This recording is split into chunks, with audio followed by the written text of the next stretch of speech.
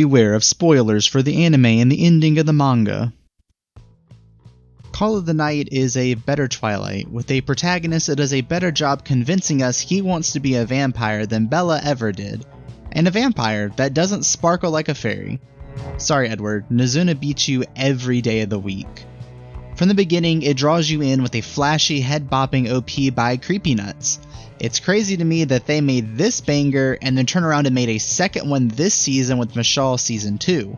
Yet, they give off completely different vibes. Regardless, it sets the tone of the show as a fun, light-hearted adventure in the night with friends, with both the anime and manga delivering on that front.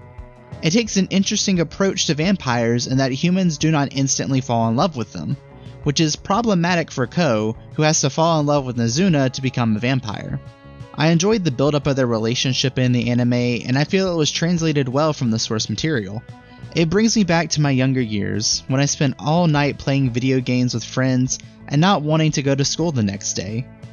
Ah, who am I kidding? That's still me today. Reviews are just an escapism from the harsh realities that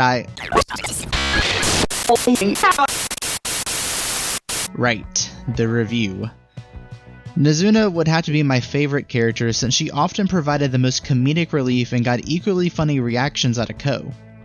Ko may be the more relatable character for younger viewers and those who enjoy long night walks for no reason at all, but I thought he was too bland all around for my taste. Towards the end, he livens up a little bit, but for the most part, Nozuna needs to be there to bring out his best moments. The vampire detective would have to be a close second favorite though, since she managed to fully complete her character arc in the manga. And I mean, who doesn't like a vampire detective? You can hunt me down and... The art style had a great mix of cartoon-esque panels, rougher panels more akin to shonen manga, and soft realistic panels during touching moments. While the cartoon style was translated well to the anime, the other two styles were mostly left behind understandably, as I think it would be too jarring for that drastic of a shift mid-episode. It's not the best art in the world, but it has a clear identity and direction that I found charming throughout my read, and it helped make the roughly 150 chapters of uncovered material worth the read. Don't get me wrong, there are standout moments in those chapters, like Ko being shot and becoming half a vampire, and learning more about the other vampires, but it was more or less the same as the anime otherwise, with Nozuna and Ko continually bonding in the hope that Ko would fall in love with her. While I enjoyed their dynamic, I did find myself at times wishing we would have more serious arcs that tested their relationship and maybe truly question if they could have a happy ending. And sadly, that is where my praises for this show end. While Nozuna could carry Ko into the night sky and safely return to the ground, the author could only manage to propel us skyward, only to leave us crashing down to Earth in the end. I swear, the author just ran out of ideas at the end and was threatened with getting axed from publication with how horribly the ending was executed. It wasn't as bad as Diabolic Lovers. I don't think anything ever will be.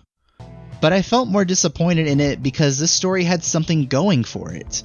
Several runways had been paved after over 100 chapters of quality storytelling, but we landed so fast we couldn't enjoy it. The confession of love from Nozuna comes abruptly, with Ko's realization coming soon after. I questioned why, after all the great build-up, the author decided to not take the same care when crafting the confession. It's all downhill from there, as we raced to the end of the manga, tripping over ourselves as we stumbled into a dud of a final chapter. We endure 2 time skips in the final chapter, not learning anything more about Ko's half-vampire transformation, which had been a big point of mystery up until this point. And we don't resolve any of the other plot points left hanging. The ending itself is semi-sweet, and that Ko and Nozuna may be able to see each other after all, if Ko just brings bags of his blood.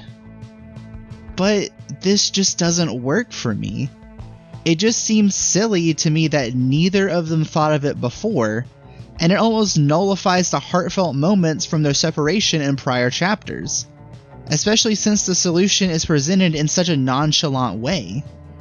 I would have loved to see the process of Ko figuring out that maybe he could do this to see Nazuna again. Or maybe see a little bit more from Nazuna trying to get over Ko, but we just don't get that here.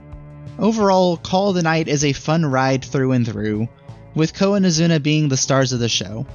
It's a light vampire comedy with hints of romance sprinkled in that any enjoyers of the rom-com genre would enjoy. I would suggest watching the anime first, which may be controversial, but seeing the added color to the manga panels brought the characters and scenes to life in a new way, and it made the post-anime reading more engaging since I could imagine how the still panels would play out in motion and with color. I believe this deserves a longer second season to finish out the story, and I'm not just saying that in hopes we get a revised ending. But I'm not going to complain if we do. Maybe my overall opinion will change if the remaining chapters are animated, but as it stands, Call of the Night is a solid 7 out of 10, earning its stripes for a unique approach to vampires, lovable characters, and an earworm of an OP. It loses points, however, due to its plotless nature at times, lack of trials and tribulations for Ko and Nazuna's relationship, and an extremely rushed ending that will leave you more confused than trying to figure out how Bella Swan feels in any given scene. That's all for this rapid fire review.